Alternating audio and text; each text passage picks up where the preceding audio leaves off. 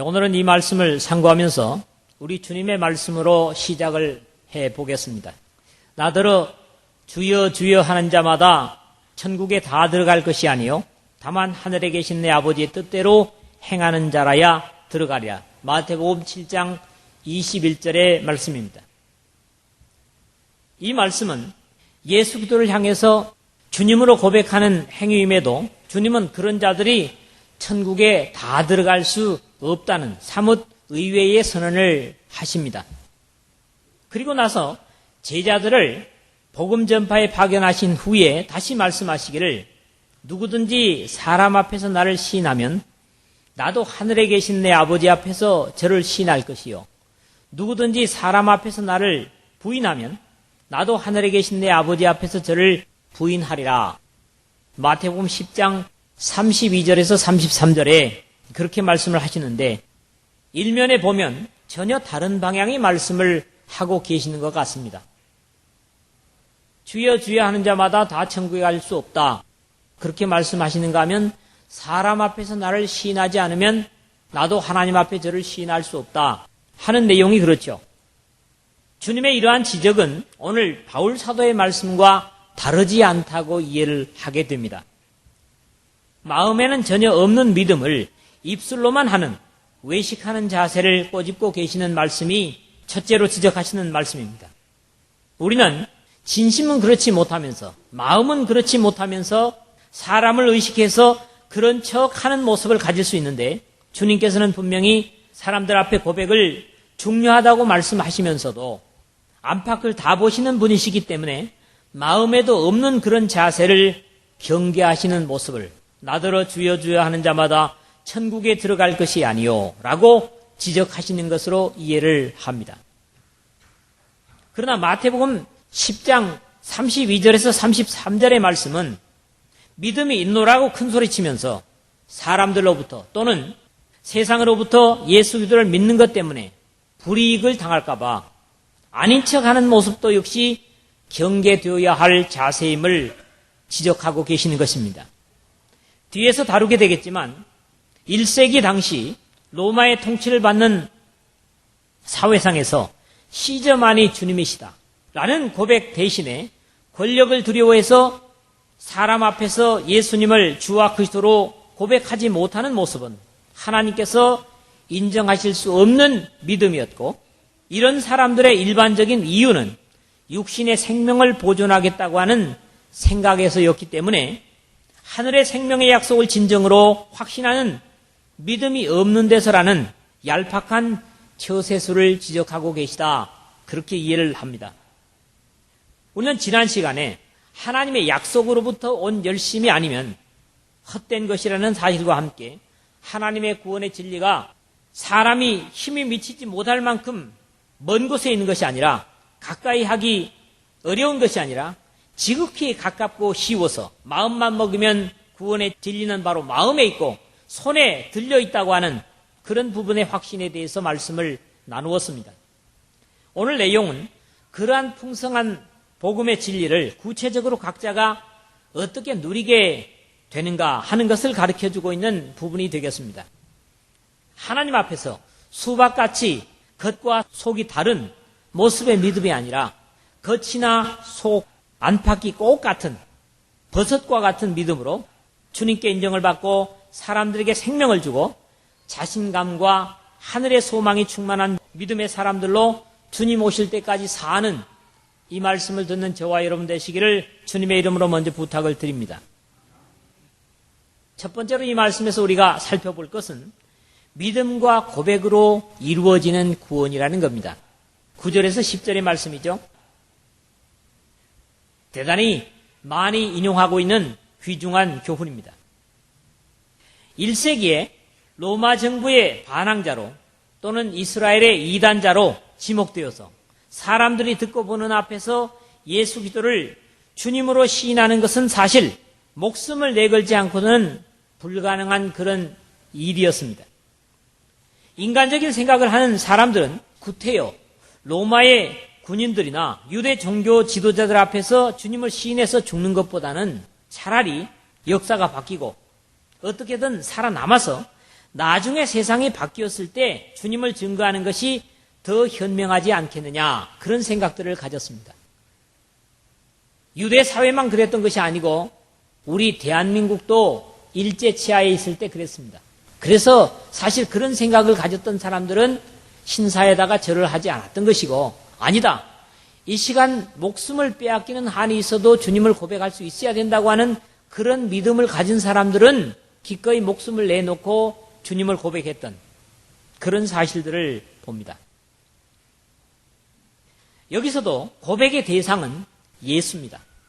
내용은 그를 죽은 자 가운데서 살리신 것, 즉 우리 죄를 위해서 죽었다가 사신 것, 십자가의 대속의 죽음으로 율법의 제사를 완성하시고 부활하셔서 하늘에 오르신 은혜의 역사를 자신을 위한 역사로 고백하는 내용이라면, 고백의 도구는 뭐냐 하니까 바로 내 입으로라는 거죠.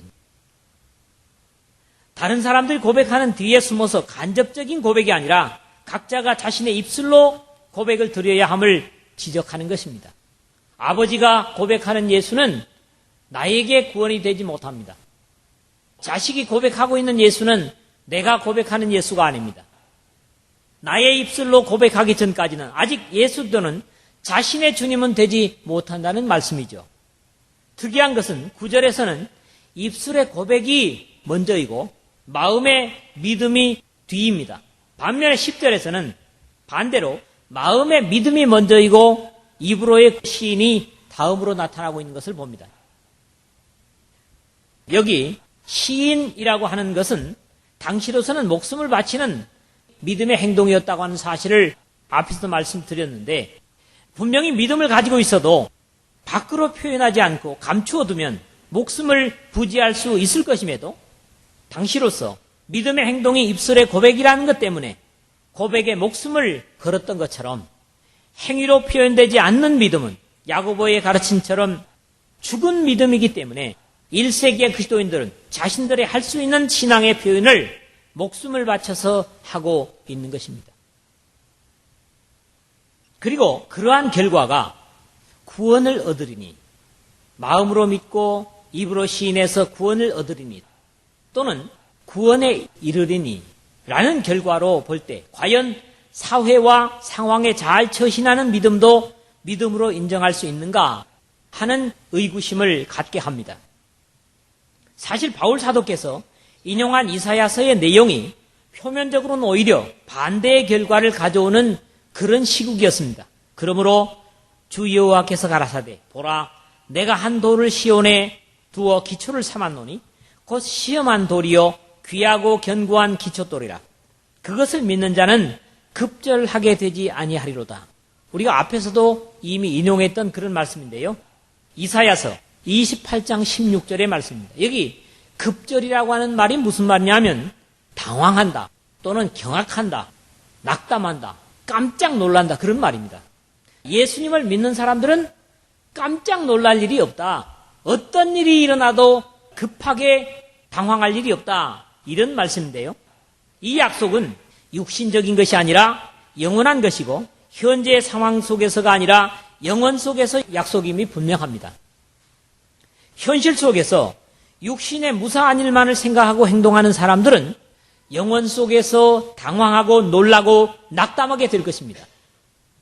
진리에 확신치 못하고 충성치 못하고 헌신치 못한 사람들의 후회가 분명히 영원 속에서 있게 될 것입니다. 믿음이라는 것 자체가 현실보다는 영원을 기약하는 것이고 현실을 넘어서 벌써 영원을 사는 것이 바로 신앙생활입니다. 서두에서 주님께서 경계하셨던 말씀처럼 믿음 없는 주여 주여의 고백은 가증한 것이고, 믿음이 있다고 하면서도 목숨이 위태로울 때는 거북이처럼 입을 거두어 드리고 고백하지 못하는 연약함도 결국 행위로 표현하지 못하는, 주님께서 인정하실 수 없는, 성경이 말씀하는 것이 아닌 사람이 만들어낸 같은 믿음이라는 말일 뿐입니다. 마음으로 믿어 의에 이르고 입으로 시인해서 구원에 이르는 이 엄청난 하나님의 약속이 여러분 각자의 심령 속에 하나님의 약속으로 이루어져서 주님께서 이 땅에 어느 시기에 와도 급절하지 않은 그런 복된 믿음의 사람들이 되시기를 주님의 이름으로 축원을 드립니다. 두 번째 말씀은 11절에서 13절이죠. 사람과 인종의 차별을 두지 않는 믿음과 구원입니다. 이 부분을 생각할 때 얼마나 감사한지 모르겠습니다. 하나님께서 마련하신 구원의 조건은 믿는 자마다 일뿐입니다. 그 외에 어떤 조건도 따지지 않으시며 보시지 않으십니다. 머리로 믿고 입술로 시인할 수 있는 그런 믿음만 되면 그 사람의 배경도 학벌도 조건을 따지지 않는다는 거죠. 성경에 보면 믿는 자마다라고 하는 표현이 참 많이 사용되고 있습니다. 모세가 광야에서 뱀을 든 것 같이 인자도 들려야 하리니 이는 저를 믿는 자마다 영생을 얻게 하려 하심이니라. 하나님이 세상을 이처럼 사랑하사 독생자를 주셨으니 이는 저를 믿는 자마다 멸망치 않고 영생을 얻게 하려 하심이니라. 요한복음 3장 14절에서 16절의 말씀이고요. 조금 더 뒤로 진행해서 내 아버지의 뜻은 아들을 보고 믿는 자마다 영생을 얻는 이것이니 마지막 날에 이를 다시 살리리라 하시니라. 요한복음 6장 40절의 말씀이고요. 이 동일한 내용을 사도행전 13장 39절에서 바울 사도는 말합니다. 또 모세의 율법으로 너희가 의롭다 하심을 얻지 못하던 모든 이 일에도 이 사람을 힘입어 믿는 자마다 의롭다 하심을 얻는 이것이라. 얼마나 감사합니까? 믿는 자마다. 뉴질랜드가 살기 좋다고 합니다. 이민을 받아들이고 있어요. 그런데 보통 사람들은 못 갑니다. 재산이 있는 사람, 아니면 특별한 기술이 있는 사람, 이런 사람들만 이민으로 받아들여요. 그러니까 대한민국이 뉴질랜드보다 못한 것 같아서 이민을 가고 싶어도 어떻습니까? 그런 자격에 미치지 못하는 사람들은 뉴질랜드 이민 못 갑니다. 그런데 하나님의 나라는 누구나 받아들입니다. 조건이 없습니다. 11절은 이사야 49장 23절 하반절의 말씀인데 내가 나를 여호와인 줄 알리라. 나를 바라는 자는 수치를 당하지 아니하리라 하는 말씀의 인용입니다. 믿음은 하나님께 대한 수치와 사람에 대한 수치를 해결합니다. 그 이유는 수치는 바로 죄로 인해서 오는 것이기 때문입니다. 그렇다고 사람의 뻔뻔해지는 것과는 차이가 있습니다. 믿음이라고 하는 것은 자신의 수치를 예수 그리스도께서 모두 십자가에서 져주셨다고 믿는 것이기 때문에 이제 나는 죄가 없다, 나는 거룩하다 이런 뻔뻔함이 아니라 오히려 더욱 겸손하고 온유할 수밖에 없고 예수 그리스도의 그 희생을 자랑할 수밖에 없게 되는 거죠. 인종마다 약점이 있고 그것이 부끄러움이요 또 약점으로 작용할 수 있습니다. 이스라엘에 보니까 요단강 마루턱을 치하면서 십볼렛이라고 하는 말을 발음이 안 돼가지고 십볼렛이라고 하는 사람은 무조건 다 죽였습니다. 그 구음을 가지고 이 사람이 그 족속인가 아닌가를 구분을 하거든요. 이래서 문화가 다르고 사상이 다른 사람끼리 수치스러워하는 것들이 또한 각각 다릅니다. 각 나라의 약점이 다르죠. 그러나 우리 주님께서 십자가에서 당하신 수욕은 인류의 모든 수욕을 감당하고도 나음이 있습니다. 오늘 그 십자가를 의지하고 주님 앞에 나가는 여러분들의 모든 수치를 감당하고도 남음이 있다는 겁니다. 감사하지 않습니까? 세상의 모든 사상이나 문화, 교육은 사람을 차별합니다. 사실 범죄한 세상에서 난 것들은 사람을 차별하기 나름이죠. 너는 어떠하기 때문에 함께할 수 없다. 너는 이가이기 때문에 우리 김씨문중 회의에 참여할 수 없다. 너는 수능 성적이 못 미치기 때문에 우리 대학교에 들어올 수가 없다. 너는 한국 사람이기 때문에 미국 시민의 권리를 가질 수 없다. 너는 영어를 못하기 때문에, 너는 음악을 몰라서, 너는 미술을 몰라서, 너는 목수일을 하기 때문에, 너는 미장일을 하기 때문에 등등 사람을 가르는 기준은 엄청나게 많습니다. 그런데 하나님은 절대로 그런 기준을 적용하지 않는다는 거지요. 김 씨가 됐어도 박 씨가 됐어도 이 씨가 됐어도 하나님은 우리 모두를 하나의 조건으로 받아들인다는 사실입니다. 한 주께서 모든 사람의 주가 되사 저를 부르는 모든 사람에게 부요하시도다. 주님은 예수 그리스도를 주님으로 부르는 모든 사람에게 부요하십니다. 영적으로도 부요하게 해주시고 마음에도 부요한 기쁨을 주십니다. 이렇게 하늘에서 난 복음은 차별을 두지 않는다는 거지요. 이 로마서를 시작하면서 바울은 내가 복음을 부끄러워하지 아니하노니 이 복음은 모든 믿는 자에게 구원을 주시는 하나님의 능력이 됨이라. 첫째는 유대인에게요 또한 헬라인에게로다. 1장 16절에 그렇게 말씀을 했고요. 곧 예수 그리스도를 믿음으로 말미암아 모든 믿는 자에게 미치는 하나님의 의인이 차별이 없느니라. 3장 22절에 그랬죠. 오늘 말씀 맞다나 유대인이나 헬라인이나 차별이 없음이라. 한 주께서 모든 사람의 주가 되사 저를 부르는 모든 사람에게 부요하시도다. 12절의 말씀입니다. 모든 차별은 그리스도 안에서 비로소 사라지게 됩니다. 범죄의 바벨탑에서 흩어지고 차별지게 된 언어와 인종은 이 땅에 예수님이 구속의 역사를 완성하시고 하늘에 오르셔서 성령을 보내신 오순절날 천하각지에서 모여와서 결국 하나의 구원의 이야기를 듣게 되고 하나의 교회의 일원이 되는 것을 비로소 보게 됩니다. 적어도 이것은 바울이 확신하는 교회 속에서의 허물어진 장벽으로 남녀의 성적 차별도 사라지게 되었습니다. 그러나 주 안에는 남자 없이 여자만 있지 않고 여자 없이 남자만 있지 아니하니라. 고린도전서 11장 11절에 그랬고요. 종과 자유자, 주인과 고용인도 간격이 믿음 안에서 허물어지게 됩니다. 너희는 유대인이나 헬라인이나 종이나 자주자나 남자나 여자 없이 다 그리스도 예수 안에서 하나이니라. 갈라디아서 3장 28절에 그렇게 말씀하십니다.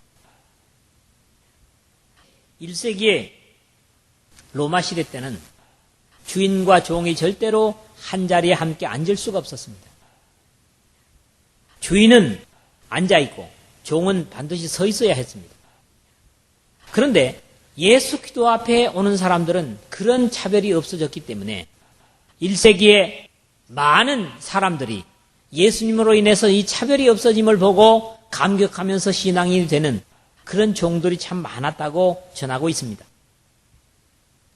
이 13절의 말씀은 누구든지 여호와의 이름을 부르는 자는 구원을 얻으리니 이는 나 여호와의 말대로 시온산과 예루살렘에서 피할 자가 있을 것이며 남은 자 중에서 나 여호와의 부름을 받은 자가 있을 것임이니라 하는 요엘서 2장 32절의 말씀의 인용입니다. 누구든지 여호와의 이름을 부르는 자는 구원을 얻으리니 아담이 범죄해서 숯불 속에 숨을 수밖에 없었던 죄의 수치를 믿음으로 벗게 되었고 이러한 은혜는 문화와 인종과 국가를 초월하는 편견을 없애고 모든 사람에게 만족을 주셨고 같은 믿음으로 마지막 진노의 날에도 예수 그리스도를 주로 부르는 모든 사람에게 구원을 주실 것입니다. 이 약속에 있음을 감사하는 저와 여러분 되시기를 주님의 이름으로 부탁을 드립니다. 그럼에도 믿음은 사람 속에서 생겨나는 것이 아니라 하나님으로부터만 옵니다. 이런 이유에서 오늘 본문의 마지막 부분은 그 경로를 소개하는 것으로 마무리되어지고 있는데 그러므로 세 번째로 우리가 나눌 말씀은 오늘 14절에 15절입니다. 관계 속에서의 믿음인데 이것은 하나님과의 관계 그리고 믿는 사람들 관계 이중적인 어떤 관계를 말씀합니다. 역시 이사야서를 인용을 하고 있죠. 이 말씀은 우리의 신앙의 자세와 역할의 귀중성을 일깨워주고 있는 말씀입니다. 사람은 마지막 때나 위기와 절망에 닥치게 될 때 주님과 깊은 관계 속에서 서슴없이 주님을 부를 수 있고 하나님은 오늘 천사들을 통해서 복음을 듣게 하시는 것이 아니라 우리로 통해서 듣게 하신다는 귀중한 사명의식을 일깨워준다고 하는 말씀이죠. 자, 이 부분을 제가 두 가지로 나누어서 말씀을 드리면 첫 번째로는 믿음은 하나님과 인격적인 관계를 이루는 것이라는 겁니다. 앞에서 우리는 이미 믿음이 머리로 마음으로 믿어서 의에 이르고 입으로 시인해서 구원에 이른다고 하는 사실을 이미 말씀을 드렸습니다. 그런즉 저희가 믿지 아니하는 일을 어찌 부르리요? 14절에 그랬는데 앞에서 말한 것처럼 사람들은 죽음의 상황에 다다르더라도 예수 그리스도께서 나의 주님이라고 고백을 위하여 목숨을 바칠 수 있을 때 비로소 위기와 절망 중에도 기꺼이 도움을 청할 수 있다고 하는 것입니다. 평상시에는 소 닭보듯 하다가 나에게 위기가 닥쳤을 때만 구원을 호소한다면 사람들이라도 좋아하지 않을 것입니다. 편안할 때 좋은 관계를 유지하다가 어려울 때 도움을 청하면 그래 내가 도움을 줘야지 그렇겠지만은 번체 만체하다가 위기에 닥치고 나서 나 좀 도와주시오. 그러면 그때는 사람이라도 아마 도움을 주지 않을 것입니다. 이건 너무나 당연한 사실 아닙니까? 주님께도 그렇게 해야 된다는 거지요. 우리를 위해서 목숨을 바쳐서 죄에서 우리를 구원하신 주님을 우리는 또한 목숨을 잃을 수 있는 위기 속에서도 기쁘게 부를 수 있어야 할 것입니다. 평상시 아름다운 관계를 서로 나누고 있는 상황일 때 절망의 때에 도움을 청할 수 있는 것은 너무나 당연한 세상적인 이치입니다. 그럼에도 우리 이기적인 사람들은 평상시에는 주님을 종처럼 있는 듯 없는 듯 대우하다가 위기 때는 더욱 종처럼 불러대는 우리 자신들이 아닌가 깊이 생각해 봐야 될 필요가 있습니다. 두 번째로는 하나님과 평상시의 인격적인 관계, 좋은 관계를 유지해야 한다고 하는 그런 말씀과 함께 복음은 보냄을 받은 자가 전한다고 하는 것입니다. 오늘 14절 하반절에 보면 그랬습니다. 듣지도 못한 일을 어찌 믿으리요? 전파하는 자가 없이 어찌 들으리요? 그랬거든요. 이 말씀은 다음 주에 말씀에도 연결이 되어지고 있는데 그러므로 믿음은 들음에서 나며 들음은 그리스도의 말씀으로 말미암았느니라 17절의 말씀이 되겠는데 예수 그리스도의 이름, 구원의 이름은 먼저 구원을 맛본 자들이 비로소 전할 수 있습니다. 귀중한 존재로 중요한 존재로 만남을 갖지 못했다면 그런 사람은 역시 예수 그리스도를 중요한 존재로 소개할 수도 없습니다. 예수 그리스도는 예수님을 만난 사람들에 의해 비로소 실감나게 전해질 수가 있습니다. 전파하는 자가 없이 어찌 들으리요? 이 말씀은 마치 흔들리는 마차를 타고 이사야서의 글을 읽으면서도 그것이 구원의 메시아의 말씀임을 깨닫지 못하고 이해하지 못하는 그런 가운데 옆에 온 빌립에게 지도하는 사람이 없으니 어찌 깨달을 수 있느뇨? 사도행전 8장 31절에 라고 빌립을 청해서 병거에 올라 같이 앉으라고 청하는 에티오피아 내시의 모습처럼 갈증을 가지고 진리를 사모하는 사람들의 모습을 보는 듯 합니다. 또 빌립과 마찬가지로 하나님의 성령의 보내심을 받지 않았다면 이 내시에게 올 수 없었을 것입니다. 그러나 바른 구원의 진리를 먼저 이해하고 감격하는 사람들은 또한 보냄을 받은 자로서의 확신도 가질 필요가 있습니다. 그렇기 때문에 우리는 구원의 복된 소식을 듣고 기쁘게 산을 넘는 험한 난관을 마다하지 않는 사람들을 하나님은 아름답게 보신다고 칭찬하고 있습니다.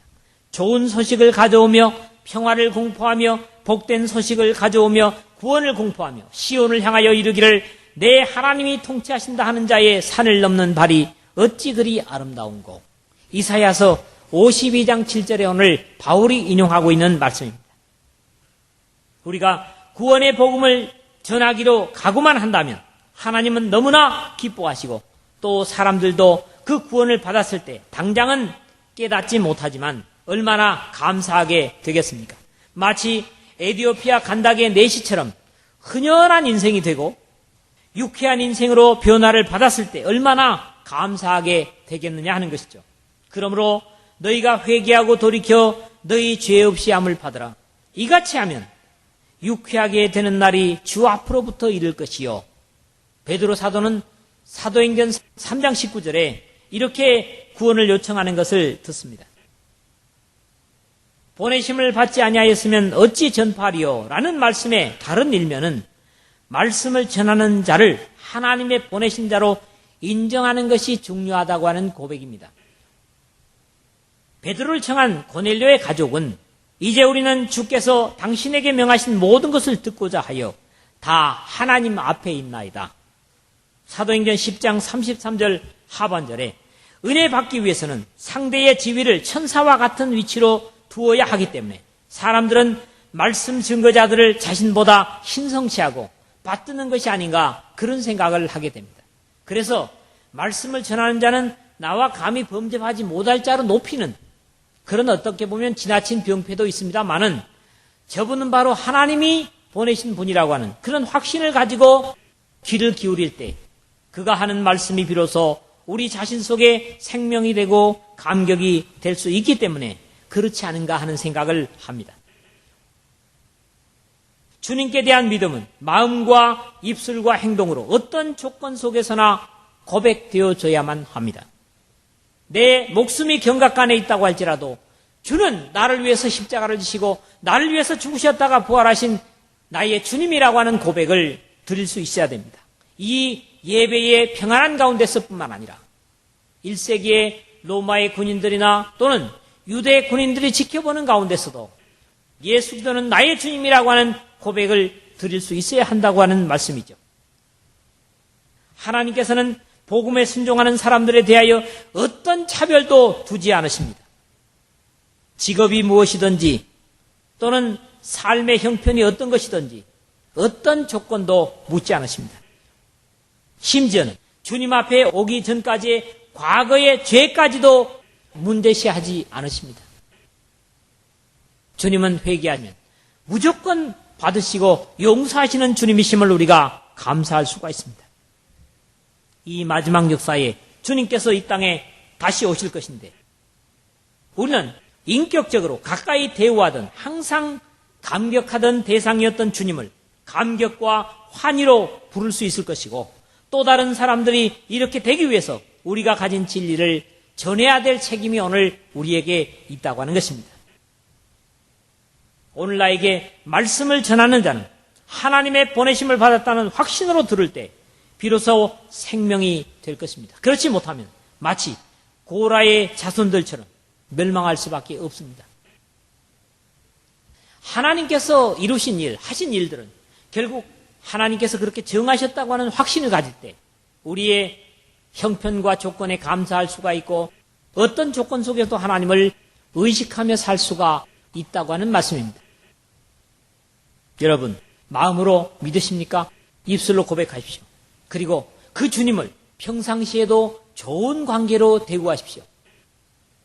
내 가장 귀한 자리를 주님의 자리에 들이십시오. 그러므로 이 땅에 주님이 다시 오시는 순간 위기와 절망의 순간에도 오 주 예수여 어서 오시옵소서. 내가 주님을 애타게 기다리고 있었습니다.